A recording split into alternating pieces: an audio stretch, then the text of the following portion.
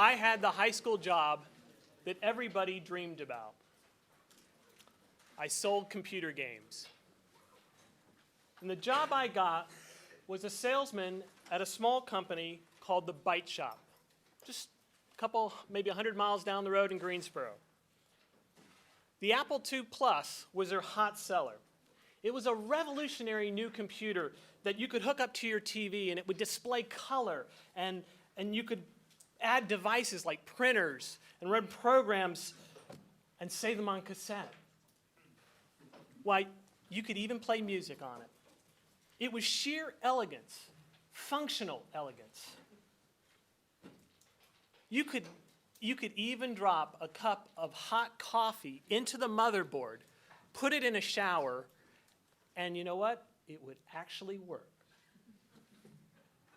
It actually happened. We had somebody do that. Now, I'm not going to suggest that you did that with today's equipment. But it really was a feat of engineering.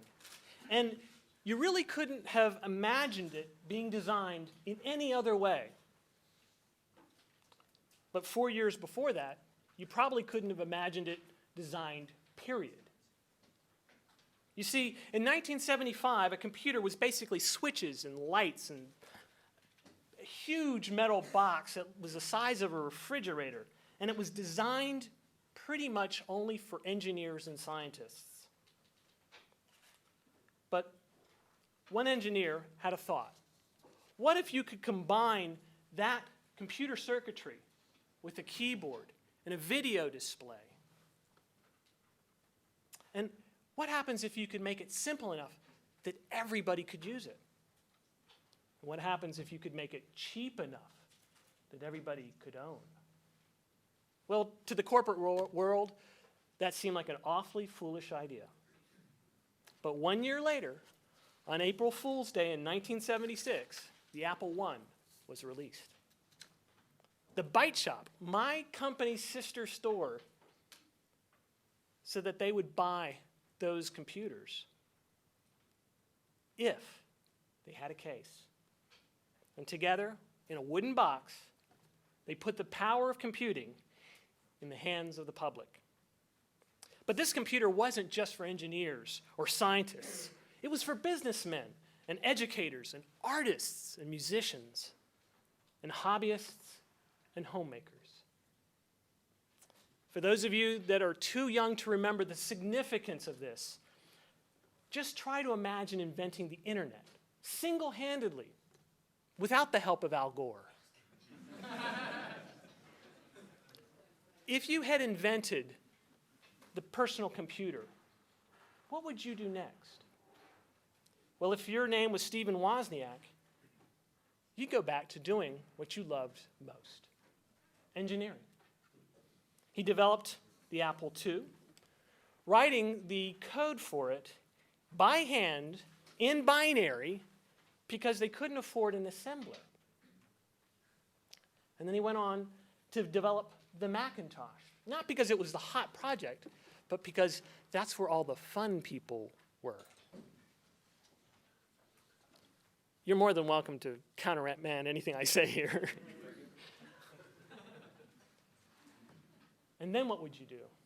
Well, at the height of your fame and fortune, you would go back to school and finish your degree.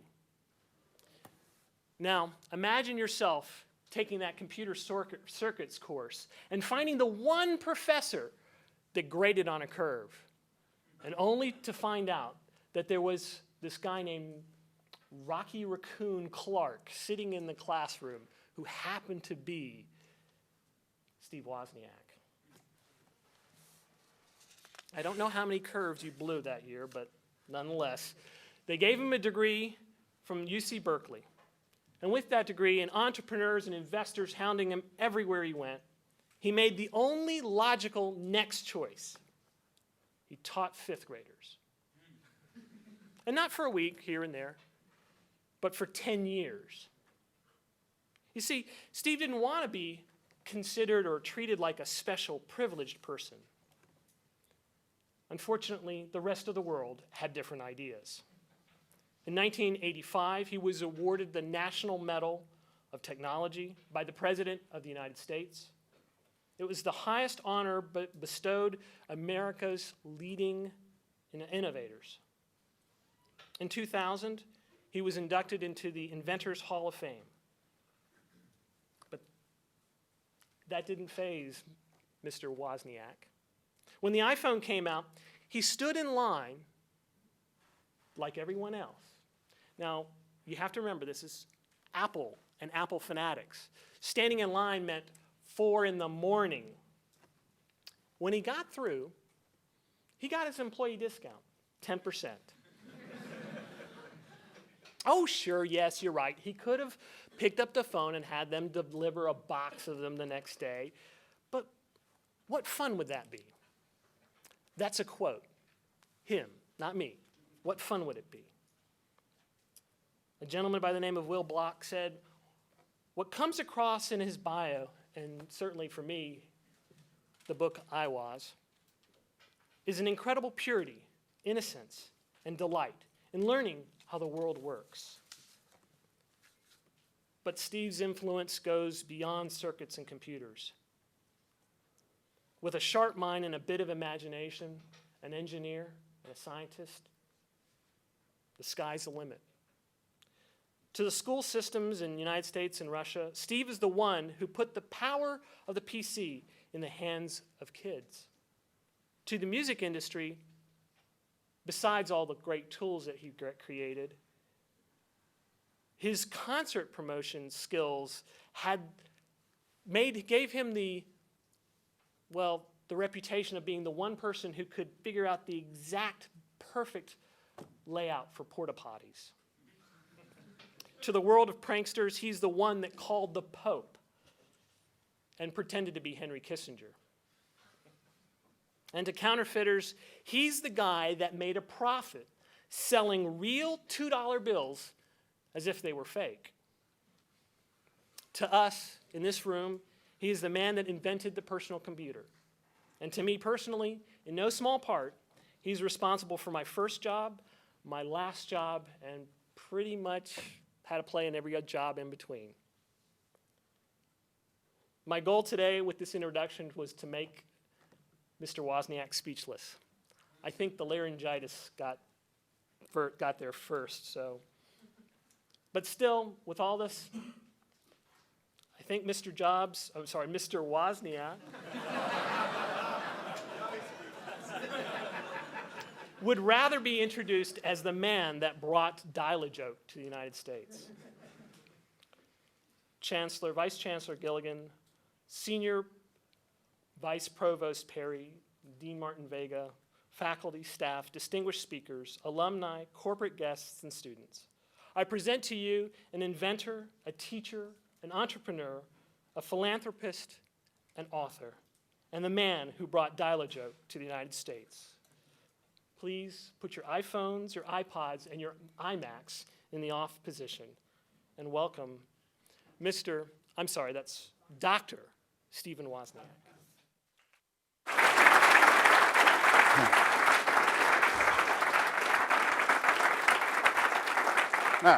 Well, so I got my honorary degree here, and I tell all my friends, well, how you feeling today? Is your throat sore? How's your stomach? And I prescribe things around the house because I tell them I'm a doctor. Well, I'm very honored to be here. This is one of my alma maters. When you're in my status, you get a lot of schools at your alma maters. For example, all of your children's colleges become your alma maters in a sense. And this is the one I actually talk about the most, probably more than my real one at Berkeley. But when I went back to Berkeley under a fake name, Rocky Raccoon Clark, that's what my diploma says, I really used a fake name because Apple was famous by then, and I didn't want to get recognized because I wasn't going to be getting the best grades in the classes. I had kind of more of an older, busier life by then, and I just wanted to be not recognized, getting my A minuses. So that was a great time. Great to be at a school with an Emmy Award winner. I know how precious that is. Just recently, I and a bunch of geeks from Apple ride these two-wheeled balancing devices called Segways. And we started Segway Polo years ago, and we've won the World Cup of Segway Polo 2 years in a row now. This year, that's called the Woz Challenge Cup, I wasn't able to attend because I was attending the Emmys.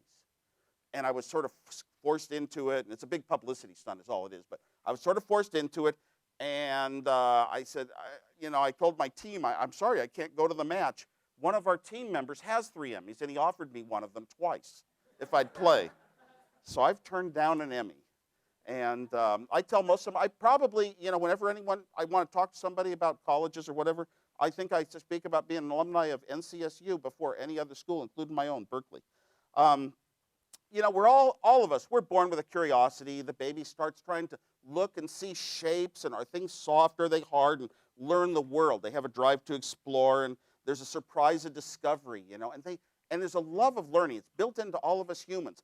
Finding out something we didn't know before, which is what school's all about, wow, oh, that's how that works. How clever, and it's all these new things, and we're trying to create new things to fulfill that the rest of our lives. Man invented tools, and of course we invented better tools than any animal, and we invented tools that can make tools, and tools that can make tools that make tools, and so on, and we've gone to it, and pretty much, science is an understanding of the environment, and when we develop technology is really applying those understandings, those sciences, so that we can mold our environment and make it work the way we imagine, the way we want to. And I think of all the changes in my lifetime are so huge, and it's so hard to adapt to the new ways of things, and that's your job in the next generation. How many, I hope you don't change it as much as we did, haha. So technology really kind of is based upon science, and education learning is important. You don't have to get your education in school per se. Tests don't necessarily turn out what is real, intelligence or smartness or ability to get along in the world. Life, when you die, what if you were just upset all day long and kind of mad that things are going wrong with your company and so-and-so's not doing this right, and you've got to correct that and up this number of money that you're making in a return? Well, if you were to die and somebody else died, and every day of their life they joked with friends and went around and listened to music and smiled all day long, who had the better life in reality? And I decided when I was young, life was really measured more than anything else by how happy you are.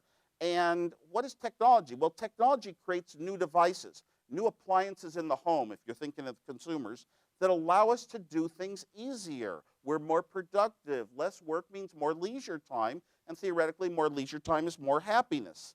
And I used to say happiness equals the 3 F's, F cubed.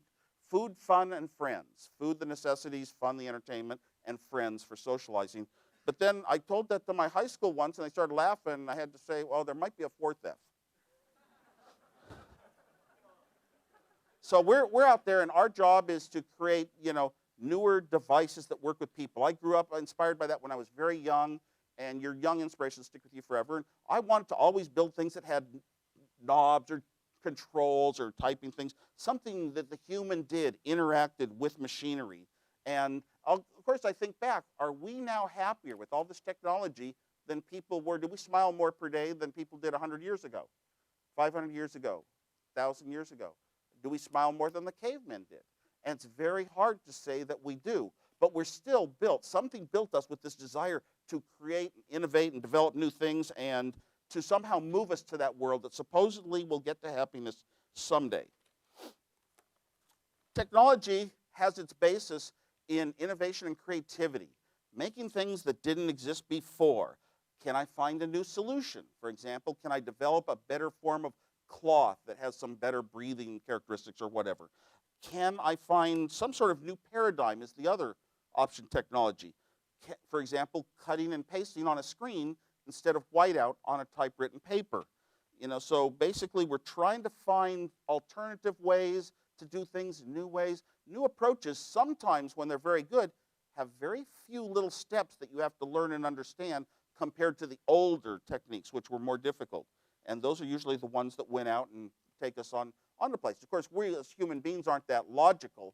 I mean, we like to place numbers in order, like 5 p.m. is before 6 p.m., but we don't like to place 11 p.m. before 12 p.m. So we make mistakes and we stick with them. Pretty much when we develop a technology that catches on very wildly, all the mistakes that went along with it, the illogic, the things that weren't thought out, also continue. I grew up mathematical. I like numbers. When I get to a hotel, I don't look at the bed or the view. I look at the number on the door. If it's a good number, I'm in shape. This one one hotel recently, I had 1625, 4 squared and 5 squared. That's how I think. Well, and creativity is always, after people that want to think kind of new ideas, and it's sort of like a daydreaming artist, kind of having a vision that's way out there in outer space, and some ideas aren't practical or realistic or aren't going to lead to things in a very short time, if ever. But still, that's where it has to start. People that like to do that kind of thinking can come up with the goal of either some product they want to build or some better technique in life. It might even just be something simple like a way of doing things with people. It doesn't have to be technology in terms of engineering and electronics and that sort of thing. And and so we have needs, and we come up with goals to fulfill those needs with better devices that will do it better for our own personal selves. Your imagination pretty much has to come from your own internal knowledge of the world, your experiences. Maybe you've just studied what some group of people do and you think of here's a better way for them, and you haven't lived it yourself, but pretty much we know how to do things because we've lived a life. Could you build a robot that makes a cup of coffee? I don't think we've come ever near close to it in what we need in artificial intelligence. I could walk into your house and make a cup of coffee. You could walk into my house and make a cup of coffee. But if you work through in your head all of the steps you're taking, there's almost no way that we have computer programs that work that way. We know how to make a cup of coffee because we've tried it. We've sort of been in houses and been able to walk around different types of houses. That's one thing. Then we know how to spot what might be a kitchen. We know how to spot what might be a coffee machine, kind of look at the words on it and the trays and the shapes, and then open drawers and find things that fit. If you think about all those steps, it'd be very difficult to make a robot that could do the same sort of thing.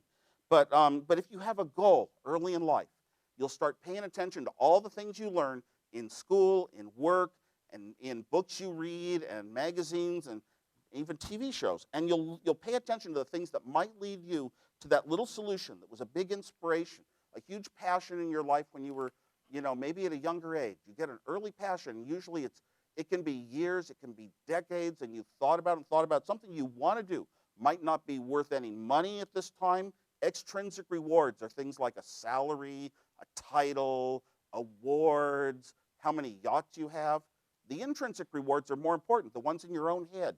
Do I feel that I'm doing the thing that's in my heart? Do I think I'm following my heart? Skills are always required. Basically, you're not going to change the world and create great new advances, whether it's some, internet social, sharing system, or it's a piece of hardware. You're not going to do it unless you have some skills and abilities to combine smaller parts into larger parts. I think that's why a lot of the greatest engineers I ran into at Apple had strong musical backgrounds, like they were professors of classical music as well as great technologists. And because music is a lot of building small things up into larger things. A lot of art is that way. And an artist that really cares, the really great artists, have to have every little bit of it so perfect. And some technologists are that way. They finish a project and they want to make it somehow better than all the others around them would think of doing, going back and thinking again, what can I do to improve it? Well, my skills came about when I was I had early interest in electronics and ham radio and stuff like that, and I'm very thankful that my parents never told them what the school told them about my IQ being very high, because I'm thankful that I got to grow up as just a normal person, thinking I'm a normal person. They never told me it was really high. And by the time I got to high school, I'd done so many electronics projects with friends, wiring house-to-house intercoms, running wires up and down the fences, and buying all the parts, and working for neighbors, just getting paid off in electronic parts in mayonnaise jars out of their garages. So my high school electronics teacher said, all the electronics here, and he arranged for me to go down once a week to a company. A lot of schools, back we didn't have computers in our schools, and a lot of schools are very tight universes. Our education is here. It's in the classroom, it's in the book, and that's all we have for you. But this teacher every year took a few students and found places for them in local industries, almost like a co-op program, except it was all free. It's like a lot of things are free. I mean, I'm honored to be here today, but I'm not getting an honorarium. But I'm still honored. So anyway, so I went down to, I got a chance to go program a computer at a company. And I bought a Fortran manual, the big scientific language of these early days, and I studied it, and it was kind of easy to learn. You didn't need, algebra, or geometry, or trigonometry, or calculus, or differential equations. You didn't need higher level math. A fifth grader learns enough math to actually understand if they want to be very, very logical and think things out and be as careful as an engineer has to be, and a programmer can actually do this stuff. And I was amazed. And I went down and we type our programs on a key punch, type it in, words, commands, and we punch the cards and we'd run them on the computer. And one of the first programs I wrote was the Knight's Tour, where the knight hits every spot on the chessboard exactly once and only once. And I wrote the program so it, when it got to a stopping point and didn't have a good move left, it would back up and try a different move. And it would back up some more steps and try different moves until it hit the answer backtracking algorithm. And it sat there and nothing came out. And I sort of learned about infinite loops. So the next week I started printing chessboards that it was working on. I couldn't find the bug. And sure enough, it was working exactly right, and it would have found the solution in 10 to the 25th years. That was my calculation. So that taught me a little something. This is the first time in my life I got to use a machine that could do 1 million operations a second. A human being can't count, a million things a second. A human being can kind of count one thing a second at the very best for a little short while. So here's a computer doing 1 million things a second. I was a Superman, and it's still going to take longer than the universe has been around to solve a simple problem. So a lot of the solving of problems really comes from, learning approaches, how to break problems down, how to analyze them, and it's stuff in the brain. We don't really have, I don't think, a computer program that could have figured out how do you solve the Knight's Tour. It'd be very difficult, and we just haven't gotten close enough to getting the schematic of the brain yet. So while I was down at this company, I saw a manual, and it described a thing called a computer. It was called the Small Computer Handbook. And I knew that my whole life was going to be about computers, since I had read a journal detailing zeros and ones, and I was amazed how easy I could do it. This was back in elementary school, and I felt like I was just the only one. I couldn't talk to anybody about what I was doing. So I wanted to know what a computer was, and here was a manual. And they gave it to me. I took it home, and it described the PDP-8 mini computer. Mini computers were those big, ugly boxes, like the size of a dishwasher, and switches and lights. You dial in the switches, 10, 11, 100. You dial in a number on switches and push a button, and the ones and zeros go into memory. And then you can dial in some more ones and zeros and push them into memory. And eventually you have this thing called a program that runs. And I just fell in love with this whole thing. Well, I sat down and said, you know what, from my early high school, I had a whole bunch of great science fair projects they praised me about. I said, why don't I look at the chips that are out that have these little logic gates that I'm familiar with and try to build out of little logic gates a big full computer? How would you go about it? And it took me quite a few tries, and finally I was able to do pretty much the whole design of the innards of a computer. I could never afford to build one. Back then, you might get a chip that had one gate on it for $50. That's probably, $500 today. It's like unbelievable. I mean, it's probably more than $500 today for one gate. Who could afford these? Well, my dad worked at Lockheed. The military could afford them because the military had to make missiles, and every fraction of a gram you could save in weight matters in a rocket. So pretty much the military was the big customer for all the transistor companies that were now turning into chip companies in Silicon Valley. They were making a chip that could put 6 transistors on a chip. And I went to my dad and smiled, and I said, wow, so my 6-transistor radio, the most valuable little personal music possession of my life. Transistor radios came out when? 1960. Walkmans, 1980. iPods, 2000. It's every 20 years, so I'm waiting for the next one. But I had my transistor radio, and I said, wow, they're going to make better transistor radios. And he said, no. They make these chips for the military, and then eventually the cheap stuff falls out, and that's what you get in the stuff you buy in your home. And I felt saddened, because I really felt that all these appliances that we can make better for our lives at home really should be driving the state of the art of the industry, should be driving the chip technologies. And looking back over my lifetime, I'm glad to see that the most powerful chips are made for games. Well, I started going down to collect manuals of all the mini computers that were being manufactured in the late 1960s by Hewlett-Packard, by Varian Corporation, by Digital Equipment, by Data General, by a lot of other companies. They were coming out, and every one of them was this big commercial-looking, intimidating device nobody would have in a home, and it was called a computer, a mini computer. But you had to attach a lot of things to it before you could really sit down on a terminal like I had done in high school and type in a program. Now, these mini computers, to get the manuals, there were no technical libraries near us. There were no stores that had computer magazines. There were no real computer books in the libraries. And where would I find a technical library that would have information about computers? Well, Stanford Linear Accelerator Center back then was researching the highest, quantum physics of the world, and wherever there's real smart people, they leave doors unlocked. So my friend Alan Baum and I would drive on Sundays. We'd drive over, and we'd find the main building, and we'd walk upstairs or whatever. We'd always find a door unlocked, get in, and there in the dark, I could read computer magazines. It was just my love in life. Didn't ever think I'd have a job designing computers. I thought, computers, when I get a job as an engineer someday, like my dad, I'm going to be designing radios and televisions and all this analog world stuff. And there aren't really people that design computers. They're just in some weird places called research, whatever that means. And they're in military. But I loved learning about them. So I sent away these little cards, filled in my name and address, and they would send me manuals in the mail.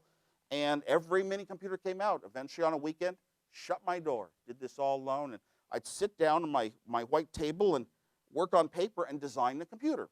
And then I got better and better at it because I was doing it over and over. And the chips were improving. They were putting 2 gates on a chip, 4 gates on a chip, a whole 4-bit adder on a chip.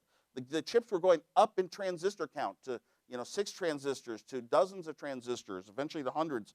And I made up a game. And because, when you have a love in life and you play it, but there's no rules, I was very shy. Didn't do this with anyone else. How do you know when you're done?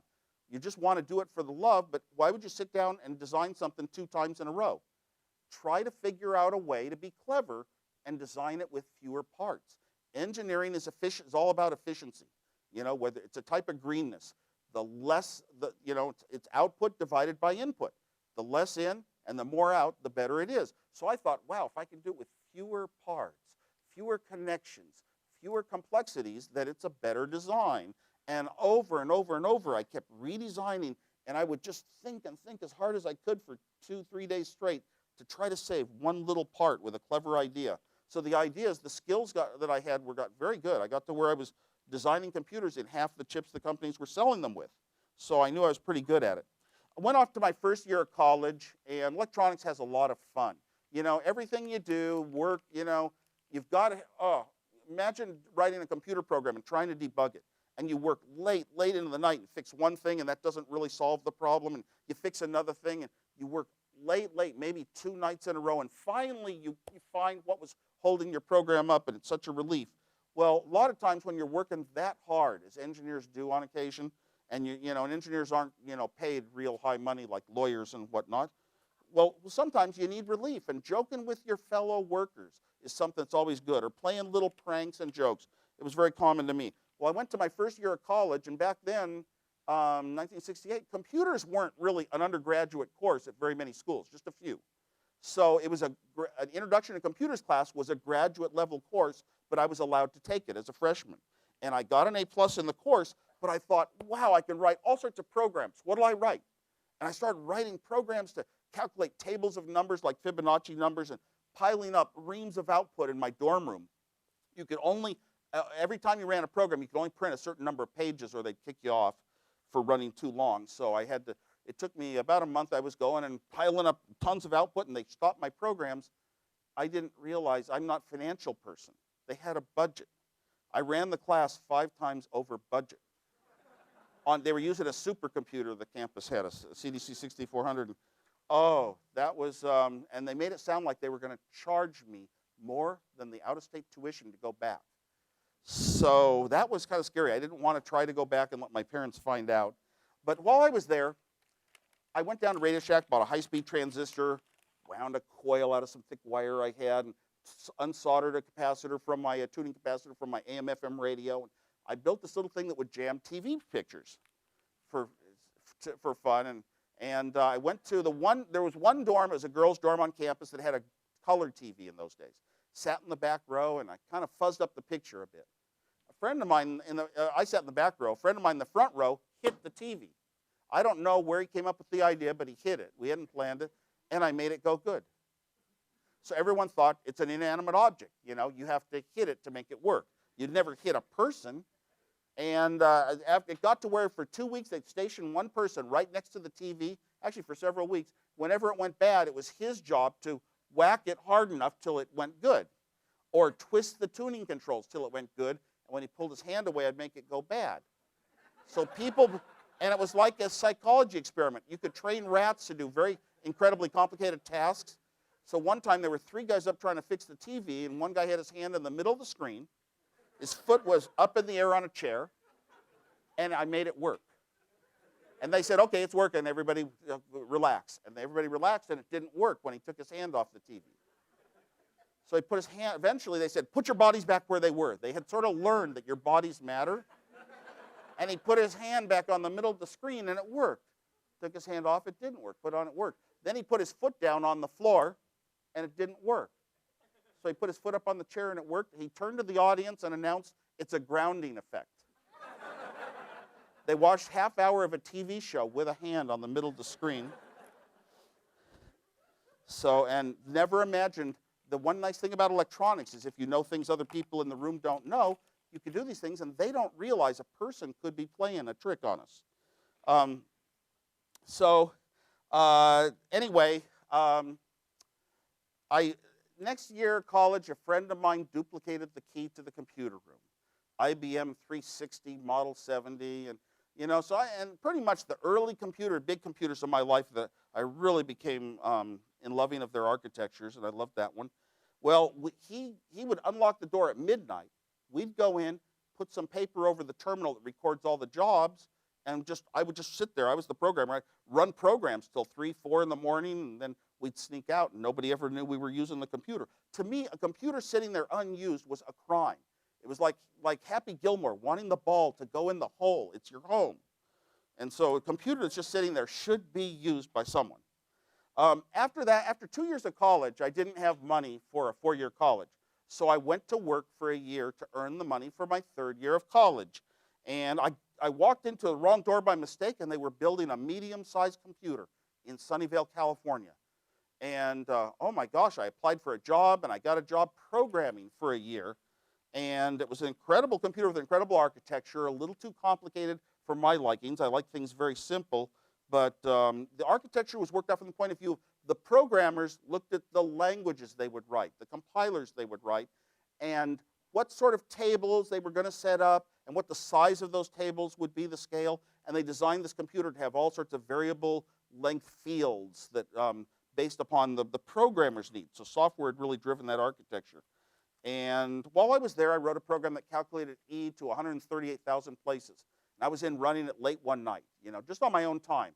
And one of the other employees took it as it's a bad thing to do your own thing on a computer that's sitting there that wouldn't have been used otherwise. But he should have really complimented me and said, wow, you love these computers. That's great. What else can you do? While I was working there, I told one of the executives how I had designed all the mini computers, a few years before, but I couldn't ever build one because I could never afford the parts. And he said, well, he had connections with the chip companies. He said, you design one, I'll get you the chips. Whoa. I went home and designed a computer, a pretty minimal machine of my own design in a couple nights, and he got me the chips.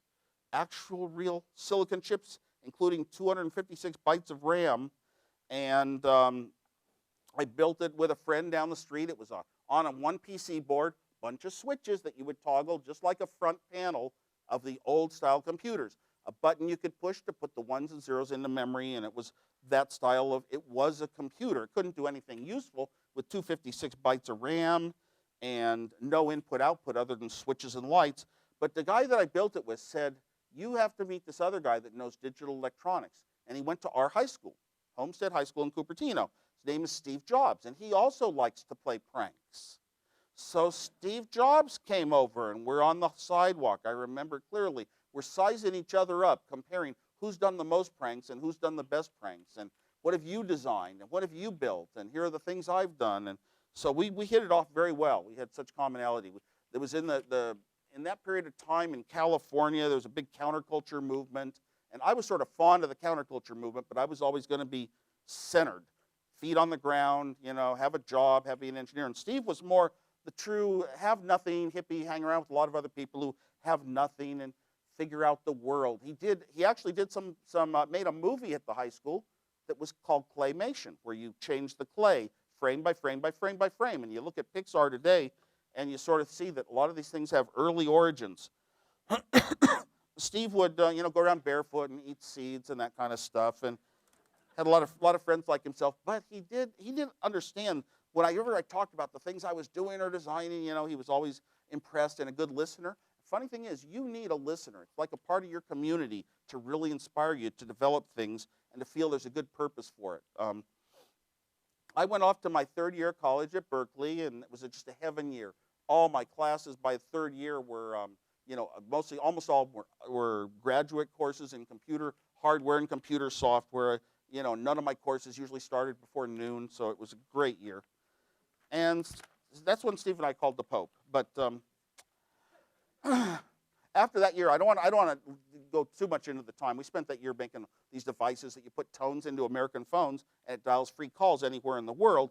Who would have ever believed a phone company could have such a ridiculously simple flaw? But it was true. Anyway, after that year of college, and I had totaled my cards the night we met Captain Crunch, Steve and I. Oh, yeah, that was the night we had one of these little devices in a payphone. And the operator kept coming on the line, and Steve kept hanging up all scared. They were onto us, so we put real money in. And then we made our phone call, and the cops showed up. A cop showed up, and they found this little box on us. And had little buttons for tones, and I said it's an electronic music synthesizer. The Moog Synthesizer was the first electronic synthesizer of the world, and it had just come out. And it sounded like a good line to use. And the cop said, what's the orange button for? And Steve said, it's for calibration. They said, where's the computer plug in? Steve says, oh, that's inside.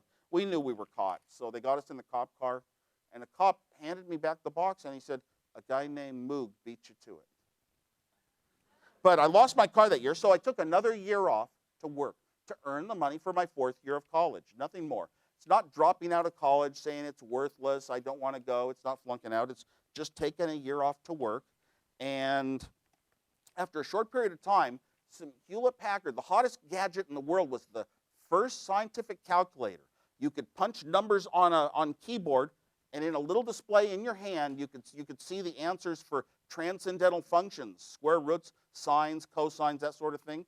The HP 35 calculator was going to change the world, and slide rules were going to disappear in a short time, even though this calculator cost what would be thousands of dollars in today's money.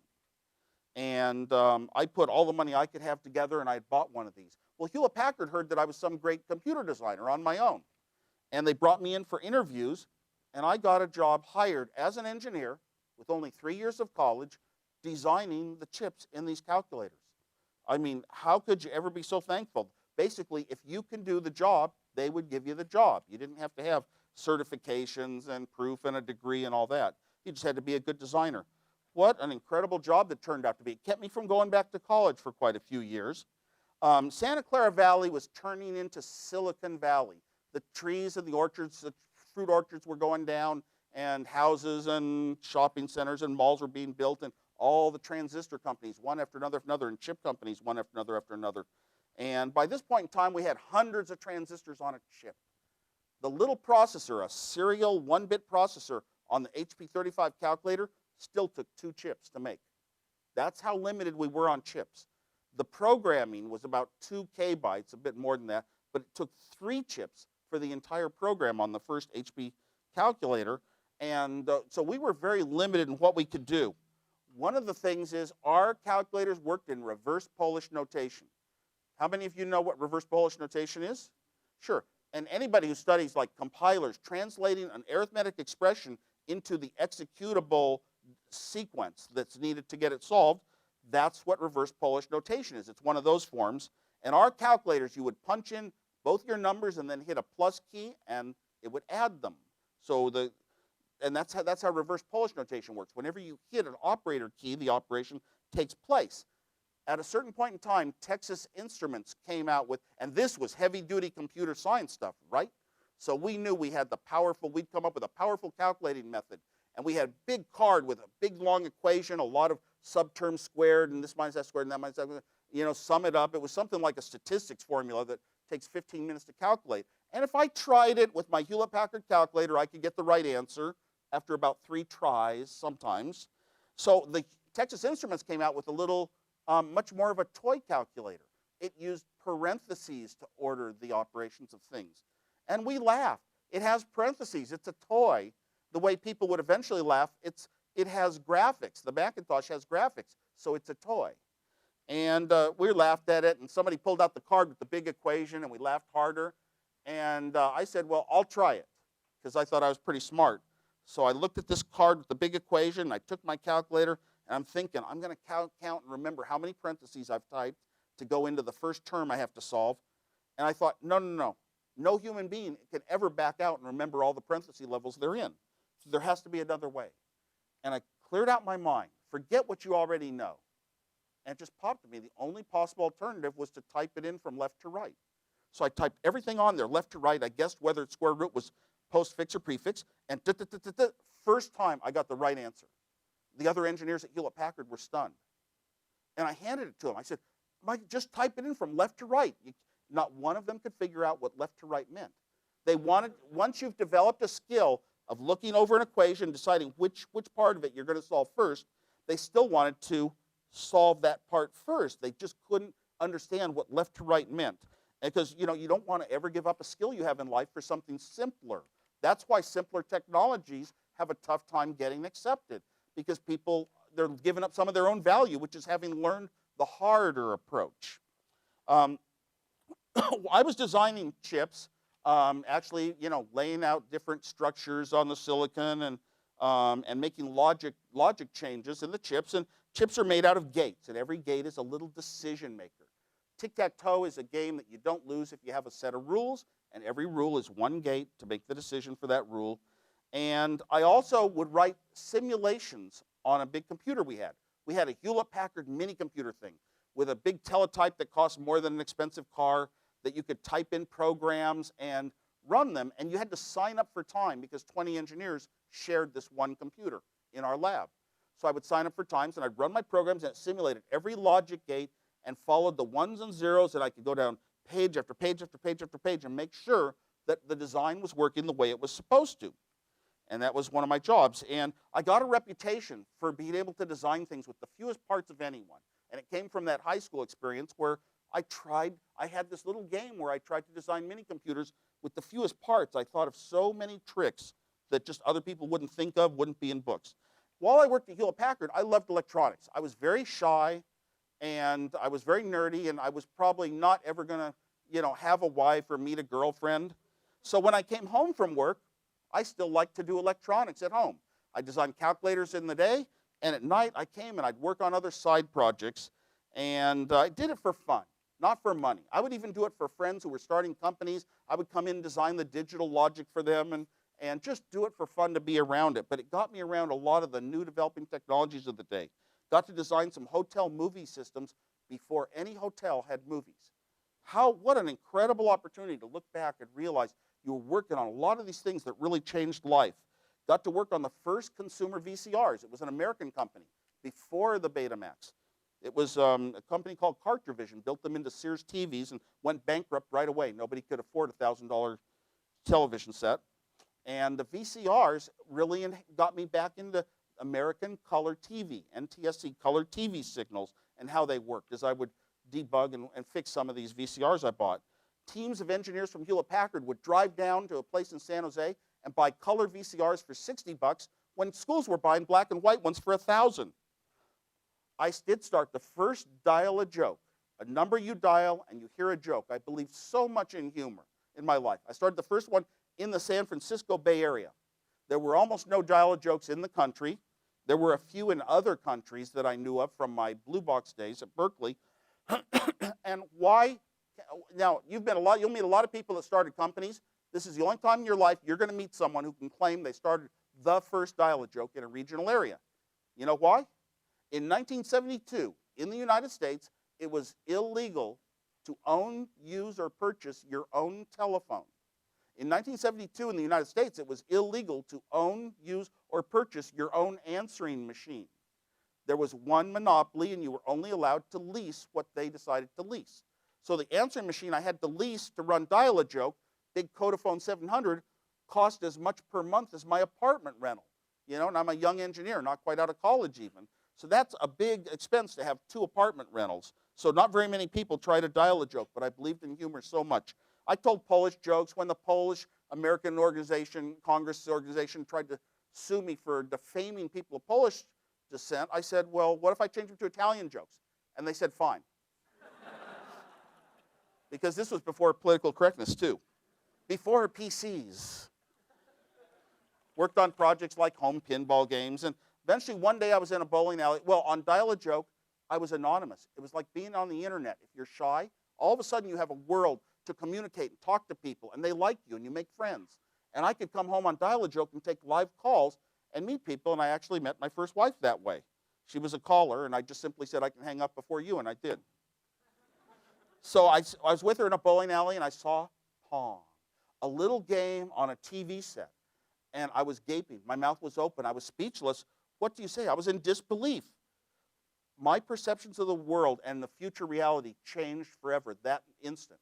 And you freeze these memories. I remember exactly where I was standing, what it looked like to me, and I was shocked and, almost quivering. Somebody could make a game out of a television set. They could put signals into a TV set that showed up as balls and paddles and played a game. Who would have ever thought of that? So it's probably the most significant life event that I can remember. And I sat there and I said right then, I can build one of these. Because I know color television signals in America, and I know how to design things with digital logic. So I went home and I designed a bunch of logic. It was hardware. A game was hardware in those days. Little chips that the voltages went high or low, zeros and ones, connect wires over to other chips, go in zeros and ones, and make decisions, and eventually little blips come out on a wire into my TV set. TVs did not have video in those days, so I had to unscrew the back of my TV, look at the schematic that came with the TV, and connect the wire to the right place and get the signal inverted and the right polarity. And sure enough, my Pong game popped up on my home TV, my free home TV, because I already owned it. Steve Jobs around that time went to Reed College, and he had read a book, some books about there's very few special people in the world like the Newtons and the Shakespeares, and those are the people that move the world, and the rest of us are pretty much just peanuts, and we sort of don't matter. Peanuts was the word he always used. And he went to Reed College because there was a Nobel Prize winner there. And so I took him up, I drove him up, and he showed me his list of classes. He says, look, you have to take literature, and you have to take this pre-calculus, and you have to take these other classes. I said, yeah, that's what college is. They tell you what to take. He says, I thought when I got here, you just take whatever you feel like, quantum physics and Shakespeare and whatever. And no, so the first week, he just sat in a tent with his girlfriend in the dorm room, didn't go to classes. And it was sort of a protest or something. But Steve's very persuasive. Steve has this incredible, selling belief in him ability, that you believe in him. And he talks and his intelligence comes through, and he's either thought things out so well or he's pre-thought them out so well ahead of you that he's always, pretty much ahead of everyone else in the room and seem intelligent. And he talked to people at Reed College to let him stay in the dorms without paying dorm fees and let him go to any classes he wanted with no tuition and just sit in and hang around the place. And so he had it's a different kind of education. Well, Steve came back at one point, and he got a job at Atari. Atari was the company bringing us video arcade games. This was so important a thing in my life. They had made Pong, and Atari was in Los Gatos, California, the city I live in now. So proud of that. The only thing our city has got to be more proud of is we have Gary Dahl in our city. Gary Dahl, he's the guy that invented the pet rock. So, and he actually is pretty well known around town. Well, Atari tried to hire me. They saw my Pong game. They wanted to hire me, and and I was honored that they did. I would be honored to make video games, but I said, no, I'll never leave Hewlett-Packard. Hewlett-Packard's a company that was started by engineers. Engineers believe in calculations. Something works or it doesn't. It's closest thing to truth. It's not subjective whether a device you build works or it doesn't work. It's if you're smart, you can succeed in engineering. And I thought engineers were the most honest, objective people in the world because of that. HP had been started by them. The management was infiltrated with engineers. We were engineers, and we were building the tools that engineers use. Even our calculators were tools for engineers and scientists. And you could be an engineer for life at Hewlett-Packard. I saw a couple of older engineers. I didn't have any pressure to move up a management ladder. I didn't want to be political. I didn't want to fire people. I didn't want to tell them what they were doing was lousy. I just wanted to do great work and build great hardware projects and software projects. So I'd never leave Hewlett-Packard is what I told Atari. I had kind of an independent streak, also, and I really didn't want to be a follower. And engineers are the people who have learned talents, to create new things that didn't exist before. Boy, was I shocked when I saw them copying the Apple II with a Xerox machine. I said, oh my God, these are engineers? How can they call themselves engineers? You know, we're taught all these skills, and then you don't even use them. You just copy what someone else did. Well, so engineering is creating, and really that's the principle of leadership. And science, to me, is based on truth. So these were the important aspects in my life. A short time later, Steve Jobs came to me. He says, the owner of Atari, Nolan Bushnell, wants a one-player Pong game, but he doesn't want his engineers to do it.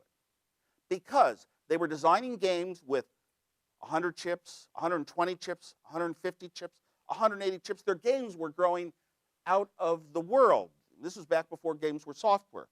And he says, he knows you design things with very few parts, and he wants you to design this game, one-player Pong. It became Breakout, where you hit a ball, bounces off bricks, and the bricks bounce the ball back. And I said, whoa, this would be the most incredible thing in my life, to design a game of Ataris that people are going to see in bowling alleys. You know, and I mean, I would just what an honor that would be. I would do it just for the honor. And Steve said, well, you have to do it in 4 days. When games were hardware, you didn't talk 4 days for a game. You talked 6 months. Every little wire from ones and zero chips and what's wrong and debugging it. This was not possible. I told Steve, I don't think I could do it, but I'll try. We spent 4 days and nights, neither one of us sleeping. We'd be in at night, breadboarding it, and I'd be working on the design in the daytimes. And we managed to get it done. I don't know how, but when you're falling asleep or you're waking up in the morning, your mind is in one of its most creative areas. It's a lot of the inhibitions to where your thinking can go are gone.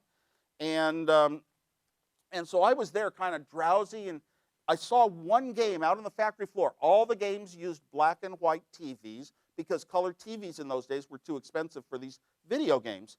So there was this one game with a little dot that would go left and right across the screen. They had color Mylar overlays, green, blue, yellow, red, and the ball seemed to be changing color, looking like a rainbow. And it was almost like psychedelic, like a weird effect. And I thought, whoa, games would be incredible if they were color. And somehow that made me start thinking about color TV signals. My mind was floating away, and in popped an idea. If I take a little $1 chip and cycle this little register around, what comes out is 1, 0, 1, 0, and it looks kind of like color TV signals if it's the right frequency. I filed that idea away. It was going to be so valuable. Also, I heard that Atari was going to be making games with microprocessors, and I thought, whoa, whatever a microprocessor is, wow, it must be like a little computer. And game becomes a program. I didn't know what a microprocessor was yet. The next thing happened, Steve Jobs and I went to visit a friend in a basement in Cupertino.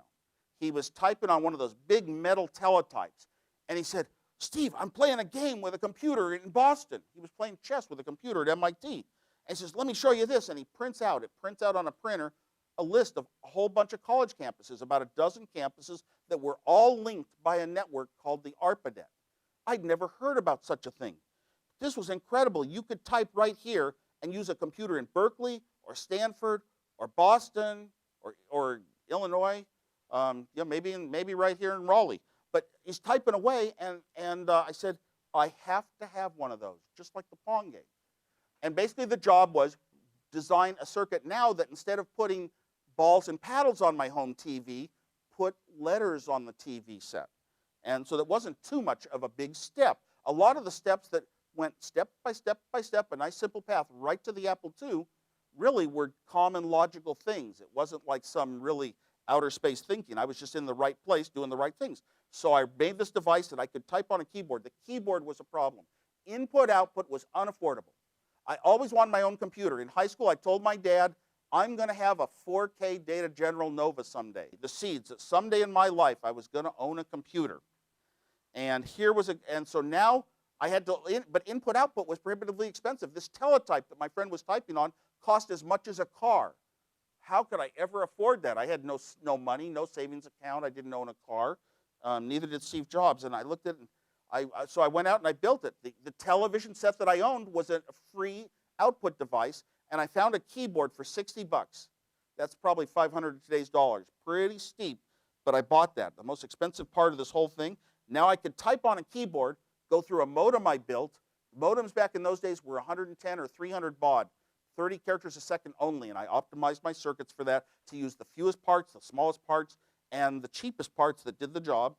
Talked to the computer in Boston, and it could talk back to my TV set. And I felt great. I had done it. I was a Superman. I was talking to computers far away, and I could show it off, but I never really wanted to do anything with those computers. I just wanted to have done it and felt powerful. Steve Jobs came by, and he said, why don't we sell it to a local time-sharing company? They rent out these big, expensive teletypes. Your machine is so cheap to build, they could sell a ton of them. So we actually did. We sold it and got some money. And I would only go into a business deal like this, with a friend. It's got to be on equal terms. So even though I designed it, I'd get half the money. Steve would get half the money. And he had a business. He had a background also in retail, selling computer parts. Next step, somebody called me and said, there's a club starting for people who have video terminals and things.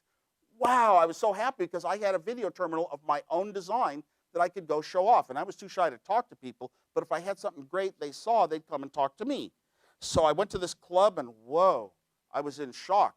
They're all talking about something different. They're talking about microprocessors, whatever they are, and little computer kits, big boxes with switches and lights and push buttons to put zeros and ones into memory that called themselves computers, but they were really just glorified microprocessors. And I didn't know anything about microprocessors. I took a data sheet home that night. And I went over the data sheet and I said, oh my God, these microprocessors are like those mini computers I used to design back in high school. I'm in business. I am going to have my own computer now. I'm going to build my own computer, write all the software for it. I knew that I had all the steps under my control. And the biggest one of all, finances, had gone away because of Moore's Law making chips cheap enough. That same year, 1975, the dynamic RAM, the 4K dynamic RAM came out. The first time ever, dynamic RAMs were going to be cheaper than core memories that all computers have been based on. And I liked things to be silicon. And so I bought some of these at the club. And then Steve Jobs said, have you tried the Intel ones? And I said, I would never try anything from Intel. It's too expensive. Intel is just overpriced. And he said, well, what if I can get some for free? So he called a rep and got them for free. He was good at that. I was not. So luckily, it was the right kind of RAM chips. But I'm sitting in this club, and the club is a bunch of technologists, and they're pretty much like the people in this class. No moneyed people, no executives, nobody's made anything. And we were all talking about, because we knew how to program a computer, we were going to go into the companies we worked at and write our own programs, solve their financial problems, solve their design problems. We were going to be masters of our own fate, not having to use their computer like a slave. We were going to be more important than the CEOs. We were going to use these computers also on a personal level to leave messages over modems on computers that 100 other people could read and organize when everybody would meet for a march or whatever. This club was the biggest thing in my life. I sat in the very back row, never raised my hand to ask a question because I was too shy. But there was one plug there. I'd plug in and be working out developing my computer software during the meetings. And there was this big social movement. We were talking the word revolution. Big computer companies said, oh, these computers based on these small little microprocessor chips are never going to have a place. They can't do the real big jobs that computers do. So the big companies put us down. And many of you probably heard how Apple has now passed IBM in value as a company. In the last couple of days, we passed Intel. Yeah, it's really unbelievable to see what was going on here. But we're sitting in this club, and I wanted all these great social improvements and advances for people to happen so much, and my skills were as a designer. So I said, I'm going to donate my skills to this big social movement. And the first thing I did was I said, I need a microprocessor. Intel, $400, forget it. I had no money. Motorola, I could get one for $40 because I worked at HP. Yes, I designed for a Motorola, and eventually one came out for $20. So I bought the one for $20. That's all I had, but it was the latest, greatest. And I would go into work and work out my designs. I decided I already have a terminal with a keyboard that talks to a computer in Boston, and the computer talks to my TV set. Why don't I cut out the middleman, even though he's really the far man, Boston, and put in a little microprocessor and some memory that acts like a computer? A processor and 4K of memory, enough for a computer language. Got to get there someday. And our calculators at Hewlett-Packard, look at these calculators. There's a little processor inside. I know, I designed them. And it turns, when you turn on the computer, you don't see a microprocessor, you see a human keyboard. And when you turn it on, a program runs saying what key is being pressed. What key is being pressed? What key is being pressed? When you press a key, it was pulled, it would go off and run a routine for that key. If you hit 5, it would put a 5 in the display. And I said, why don't I do that same paradigm? I write a short little program, 256 bytes of programmable ROM, took 2 chips. It took 2 chips for 256 bytes in that day. That's how small chips were. They were weak.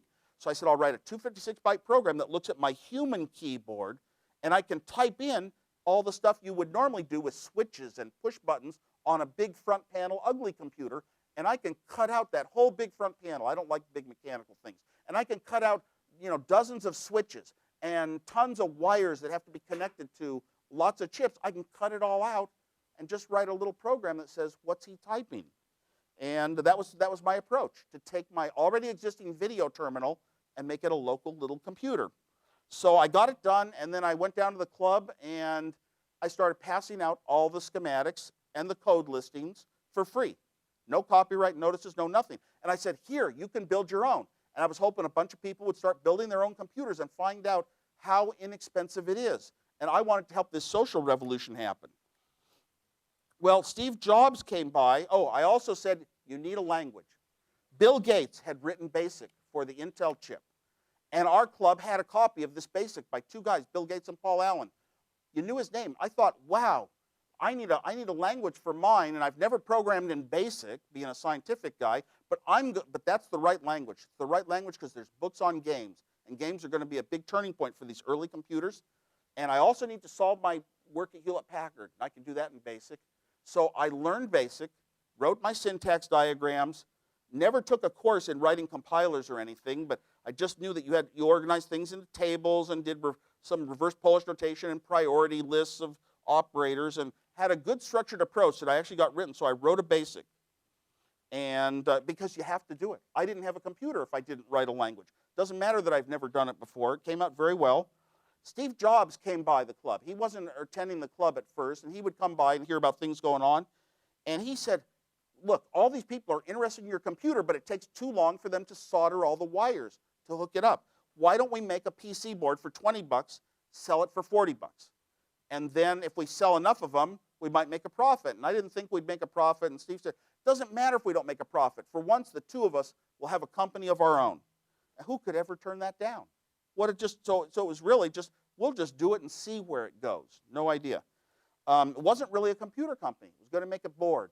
But I told him I work for Hewlett-Packard for life. I have to okay it with them first so I don't get in trouble. And I tried to get Hewlett-Packard to build a little computer that you could type programs in and watch them run up on your TV set. And my boss and his boss and the lab manager sat there, and they had to turn me down. Because Hewlett-Packard had a company culture of making very finished, high-end, sophisticated engineering tools, and they're thinking they couldn't really do a new, fanciful product that's sort of light and colorful and gamish. They just couldn't go that way, and they turned it down for some good HP reasons. Well, I sold my HP 65 calculator. Steve Jobs and I had to come up with a few $100 each. And that was my most valuable possession. I sold it, and Steve came back from the airport one day from Oregon, and he said, I got a name for the company, Apple Computer. I said, what about Apple Records? And he said, well, that was the Beatles record company, the biggest known Apple name in the day. And he said, they're a record company? We're a computer company. So I said, oh, he knows. Okay. We went ahead, and we paid somebody to lay out a PC board, and we manufactured a few, and I showed them off at work. I got a phone call at work after a couple days, and Steve Jobs said, are you sitting down? So I said, okay, I am now. I'm on a lab stool. And he says, well, I got a $50,000 order. Okay, my salary was $24,000 in those days as an engineer at Hewlett-Packard.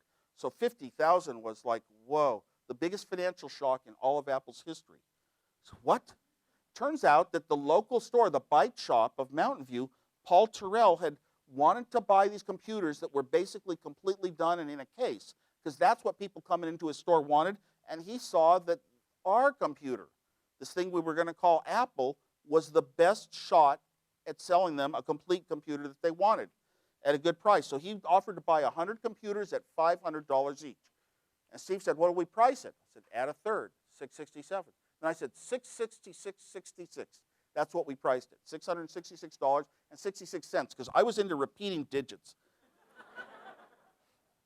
And that goes back to a lot of phone numbers I've had. So Steve and I still, both of us are in our young 20s. We have no money. You know, a lot of you might think, you know, what are some stories, you know? I have some ideas. Could it ever turn into something like a company, you know, and really, you know, change people's lives? We had no money. We had no bank accounts, either of us. So we didn't own cars. All we could do was get the parts on 30 days credit. And the credit wasn't even ours. It was really the store that was buying them. We'd build the computers in 10 days, deliver them to the store, and he would pay us cash on delivery. So that's how we did it. Sort of like our customer, the store, was financing us.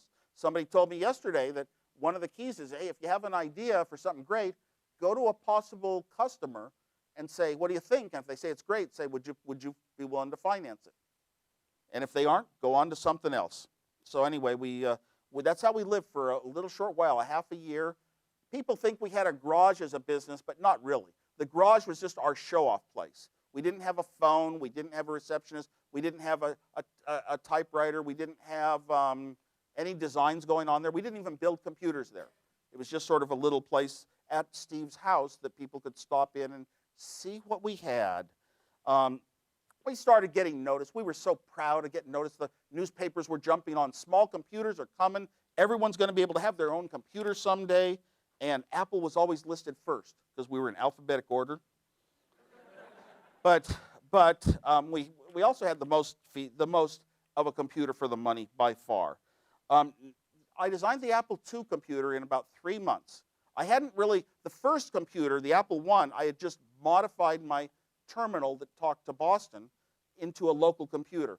But it wasn't really thought out. What can you do when you know you have a television set right here, you know you have dynamic memory, and I thought you should be able to pop data into memory and have it all pop up on the screen instantly, not have to dribble out at modem speeds like I'd optimized for before. And the Apple II, I put in that color idea I had, tried it out, and it worked. I called Steve Jobs over. And when we both saw it, we were a little queasy. We knew we were onto something big. And this was not one to give away free without copyright notices. So we kept the Apple II a little more under wraps. And because the color on the screen, you could type a 6 into a memory location, and a blue square would pop up on your TV set. And then using the keyboard, which in place of a front panel, you could type a 7 into a memory location, and a purple square would pop up. You instantly knew you could make graphics and moving colors and all this incredible, fanciful world. So we knew what we were onto. But we knew that we could now sell 1,000 a month. Because after the Apple I was the first keyboard that said, get rid of the front panel. A computer comes with a keyboard and a video display. The second one came out based on Intel chips. Processor technology saw, and it was selling 1,000 a month to all the computer stores that were springing up across America. And we knew we had 10 times the computer with the Apple II. First time ever they'd see color or graphics or high resolution with pixels or games. We had paddles and sounds. So we knew we'd sell 1,000, but how do you build 1,000 computers when they cost $250 each? You need $250,000. That's millions of today's dollars. So we had to go out looking to raise it. We went to Commodore and showed them what we had, and they looked at it and decided, oh, they'd build their own. People didn't want this beautiful color machine. They didn't know how to do it. They just want the cheapest thing possible. Their machine probably cost more because they had to build a TV set into it. We didn't. We went to Atari. They were too busy with the first home Pong game. They loved it, but both those companies were going to get into personal computers early.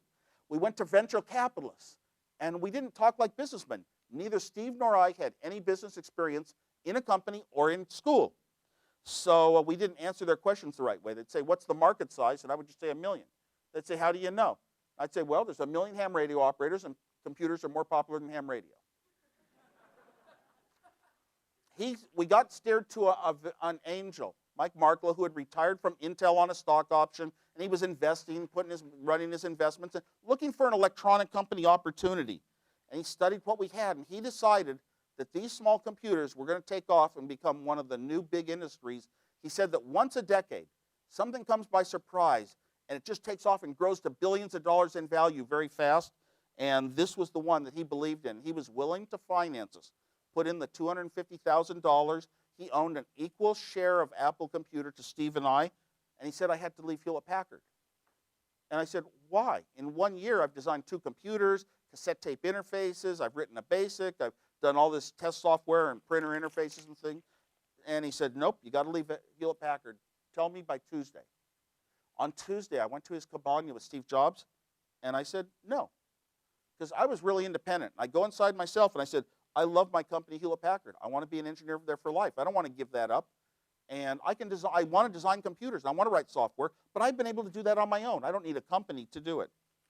So Steve Jobs went into a frenzy, and he got my friends to call me. And finally, one friend convinced me it was okay to start this company. You can start this company, become a manager, and get rich. Or you can start this company, stay an engineer, and get rich. And that's what I wanted to hear, that it was okay to start a company and just be an engineer. You didn't have to run it. You could stay in the laboratory designing hardware and hooking wires up and writing code for the rest of your life. And that's what I needed to hear. So I left Hewlett-Packard that day, and we started Apple. Apple values, over time, go back to the early days and the early things we did. We've always tried to build these computers, just like the first one, for the non-technical person, to try to hide the geeky front panel and strange acronyms and words that people don't understand. Try to make them easy to use and hide the technology.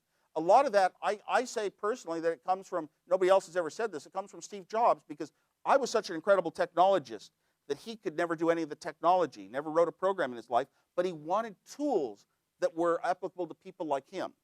So sort of the non-technologists, and we always try to hide the technology, which has been very good for Apple. We want attractive designs. With the first Apple II, it was the first product ever the first computer of all time that could justify a plastic case. And so Steve took the responsibility of designing a plastic case for it. And to this day, design of our computers is very highly stressed. How they look. It doesn't cost that much extra to have computers that are, the thing that you just drew on. I have to have it. Compulsive is the word. And in Apple, we've always looked for human metaphors. It's like human versus technology, which is more important? Everyone would want to say human. Well, what does it mean? If you build a computer, a technologist can use the computer and get as much number crunching out of it, no matter what's inside. But if a newcomer comes up that knows nothing about computers, that isn't one of us, they come up, you can put a lot of software into it to begin with that makes the steps sort of obvious and easy for them and graceful, lets them out of problems that they make. And so we've always stood for that. And we look for human metaphors in life. It's like Steve Jobs said, he found, there was a pebble in a creek and it had a nice feel. The mouse should feel like that. So we used it as a model for our mouse. And, when we built the screen with the Macintosh, everyone had a desktop, so we used the word desktop. Things that are familiar with the ways you already do things applies quite a bit to Apple's thinking.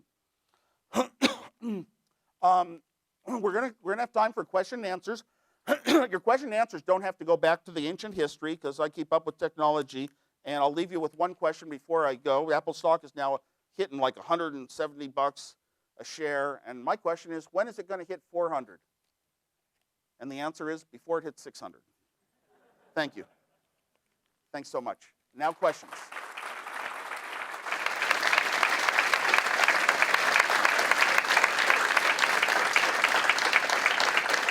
Something in the way back.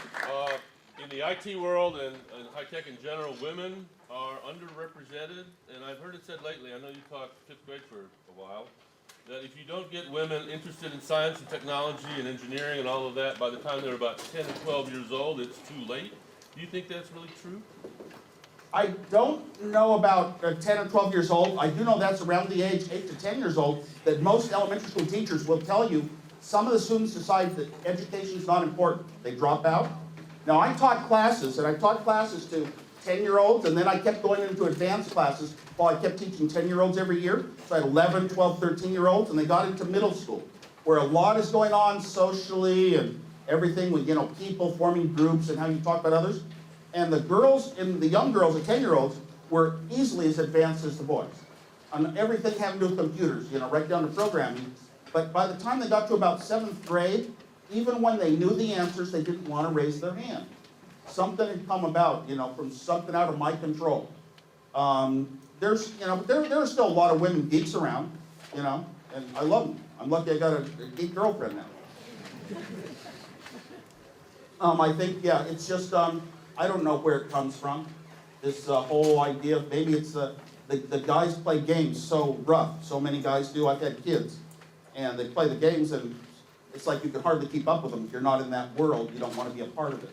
There's a lot of things that seem geeky about the guys who like computers still. So, girls kind of, are get other influences in life. It's early. It's just in the peer groups, the social pressures, and nobody ever has one answer for it. There was a time when a lot more women were in engineering. I did notice when I went back to Berkeley to get my degree that about 3/4 of the classes that I was in for computer science were Asian students, and in the Asians, it was 50% male, female. Okay, and in the Caucasian, it wasn't. It was a rare female. And I don't know if that has any validity. It was just one observation, but I observed it in the entire class after class after class. So, who knows if it means anything.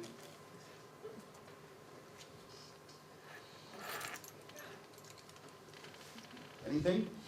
Anybody? Did you ever go on a second date with Kathy Griffin? Did I ever go, Kathy Griffin. You know what? She's a comedian. I like humor. She's very smart. She's actually very, very good person in what she wants to do with her life and money. And yeah, we've been on a couple of dates, but I'm not going to say how much is real and how much isn't. It's she's very good at what she does. Yeah. So we'll leave it at that. Yeah. Well, yeah. How did that come about? That was so surprising because I woke up one morning, people were emailing me, and it said you and Kathy Griffin are dating. All these sites, and they showed little heart things, and I'd never met her. I didn't know who she was. I don't watch television. I had some tickets to a concert of hers, but I thought I was buying tickets to Patty Griffin or Nancy Griffith, some folk singers I like. So eventually she called up and apologized for that. So we went to the Emmys together, but it's hard to call it a date. But, and we've been together. She's got a little bit of a Woz thing in her act now, and it gets laughs. I saw it in Las Vegas, and I like it. That's what matters. You know what? If I didn't laugh at her jokes, do you think I would have dated her? Yeah, probably. Would you like to see Al Gore run for president? Would I like to see Al Gore run for president? No. No, because he's made personal comments that it's not in his heart. Politics is not in him anymore. If you don't have a strong feeling that's forcing you, you should not do it. He's on our Apple board. I think there are a lot of errors. He's got a lot of people thinking about global warming, which is good, but there are a lot of errors in the science, the lack of science in there sometimes, conflicts. So that worries me too. He'd be a lot better than what we have, but I like to tell people I voted for George W. Bush in 2000. I actually voted for Nader, but the pundits say it's a vote for Bush. But we need somebody new like Nader. What about Stephen Colbert? Yeah, Stephen Colbert. I would be for, sure. I'm not for anybody. I don't vote, so I basically have to say not to vote. But Colbert would be great. I was on his show, and he asked the wrong question. Have you pulled any pranks lately? So I told him, yeah, I take my steak knife onto airplane flights. And I reached my pocket and I was pulling out my business cards. They're made of metal. And told him how I go on the flights and asked the stewardess if I can use my business card to cut the steak. And then I pretend to shave with it and I put pepper on the tray. So, and he lost his act. He lost his whole character, which is very rare. So I was proud of that. I bamboozled him backstage a lot too because when I was kind of showing him some possibilities we might bring onto the set, I have my pads of $2 bills. These things are on pads. And I make them, they're perforated. You can still smell the ink, it's so fresh. And the truth is they're made by a printer in my town, Los Gatos. And he gets the supplies from a higher quality printer. And they meet the specs of the US government, so by law they are legal tender. And I'm telling him all this stuff, and everybody thinks they're counterfeit when I say it. And they're not. The government actually made them. But everything I said was true. So he runs out to the light, holds it up to the light for 5 minutes out in the hallway because his brother happens to work at the Bureau of Engraving and Printing where they make it on 14th Street in Washington, D.C. So, yeah, he went nuts over that. But I played some pranks on him, too. I left some little funny stickers. You'll have to read about that in my third book. It's called My Prank. Where do you see the PC at about 10 years? PC in about 10 years. I get asked that a lot, but pretty much my whole life, computers have been typing on a keyboard and seeing something either printed or on a video screen. And I think it's probably going to stay there. I don't think we're going to work our way towards 3D displays or holographic displays being some sort of common thing. And input-output is the interface between the user and the computer. Chip technology may increase the speed of processors 10, 100, 1,000 times. Possibly with light switches, we can solve some of the heat problems, photonics on silicon. And I think there's a use for that, because someday we're going to have to start working on artificial intelligence to such a high-powered level that we can actually start thinking the way humans do a bit in our computers. Before a computer can really teach a young child, it's got to be able to recognize facial expressions. See, you know, are you having trouble today? How's Johnny at home? It's got to do the things that a human teacher would do to really engage a student for an entire course. So we have a lot of use for what could come out of higher speed chips. Technologies, obviously display technologies are a big part of it, and they're talking about maybe someday very low cost. You know, foldable, bendable displays. And when I hear bendable display, I think, wow, you can make a globe and put Google Earth on it. And it's just blowing. You tap in to zoom in on places, you know, see this volcano or that volcano that's active, or this fire. So you know, and it's hard to say who can really predict the future. Right now, we're going through trying to figure out how all these different technologies fit together. We all talk about convergence. Well, you can put a GPS into a product for a very low. It used to be that if you built two things at once, a cell phone and a camera, it cost twice as much. You had to build two products. Now, just every little product you add, a GPS, a camera, a movie player, a photograph storage, and this and that, just costs a few bucks, so it's very easy to put everything into every device. Where does our television subscriptions fall out? You know, we've got kind of music subscriptions just over the internet now, but television's working its way towards the internet protocol, but will you be able to buy your channels on the internet other than using a sling box to send your own TV to your cell phone? And that whole idea, because that gets in with what's convenient for humans. Right now you have a subscription for your television based on your address at home. It'd be nice if the subscription moved around with me, and I could just beam my cell phone at anybody else's house to their display, and it would play what I've subscribed to. But yeah, hard to predict. A lot of changes. Look to Apple, and it gives you a lot of the best clues, though, about where we're going. And always do things with that. Always build products with excellence. There's never a limit when you think, oh, everything's been designed. Good Lord, every day I hear about new great ideas that somebody's doing something that helps other people. Right here? The investor you mentioned said that there was like one great innovation every 10 years. You were saying that something big comes along? Sort of an average thinking, yeah. Yeah. Well, do you believe that, and what do you think they have been or will be in your mind? Yes, I've always believed that, although I'm not a businessman, and he was. He came from marketing side of things. I accepted. I thought actually he was talking real big numbers. We'd be a $500 million company in 3 to 5 years. I thought, well, he has some success, so he's got a right to talk big numbers. But still, even then, I was able to tell him, no, I wasn't going to take this money, because big money was never going to influence which way I went in life. You know, I thought after Apple was successful and I had a lot of money, how do I do the things I would have done without Apple? How do I remain Steve Wozniak I was? And part of it was going back to get my college degree, teaching classes that I'd always wanted to do for 10 years. Well, I believe there's a lot of these big inspirations, and you don't know which ones are going to come up and be so successful. We've had so many related to the internet. It's been more than one a decade. You know, you think of all the Amazons and MySpaces and the internet itself, you know, coming into prominence. So, yeah, it's been a lot of huge companies, Google's, and they kind of come from young people that aren't too far out of college. You know, working on ideas that they believe in and not realizing that they're worth much. And all of a sudden, that's the way the world goes, and they're worth a fortune. Way in the back? Yeah. Now that Apple's gone to a BSD platform, do you think Apple will be sort of a bridge between the open source community and bringing it more mainstream? Like, are there any plans to Now that the Macintosh has gone to a BSD platform, well, that was really quite a while back. Will it be a bridge to the open source movement? It already has been quite a bit. There's a lot of people in the open source movement that are very favorable towards our Apple hardware, and they understand it and are able to use it well. I can't comment too much more fully on that. I just believe very strongly in open source. Our early computers published. How did I learn? I learned by looking at other people's designs and manuals, and I learned it. So when we came out with the Apple II, I wanted to make sure it was teaching the rest of the world, here are the chips that make a computer, here's how you write the software.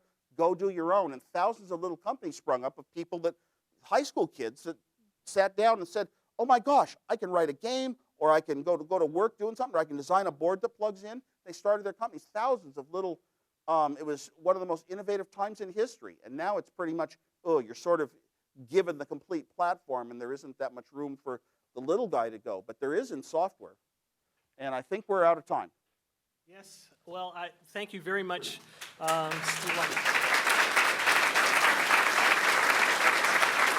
I'd ask that you stick around for a little bit. I know this is an incredibly hard act to follow, but if you would, please bear with me. Steve, to speak for free is one thing. To speak when you're sick and you have laryngitis for an hour is quite another one. And thank you very much for coming here. One of the things that I bought when I bought my first computer was the silent type printer. And I'll just show you what this thing looks like. It was a very unique printer. It was the first printer I think that you could really afford. It had one little interesting feature. It was a thermal printer. And the thing about the thermal printer is that it fades. The paper will fade whenever it comes exposed, when it becomes exposed to light. And at the time, it was the only game you had in town.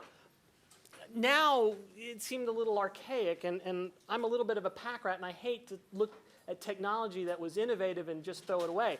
And I made some phone calls, and I found a buyer. So if you could maybe make about 50 more of these, I can sell them to Dick Cheney.